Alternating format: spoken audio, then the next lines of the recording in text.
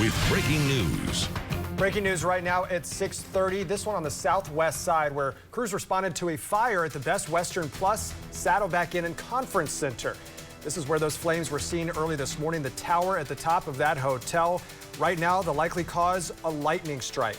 Now, we're told that all people have been accounted for. No injuries were reported. There was a partial evacuation of the guests right below the area where that fire was raging early this morning.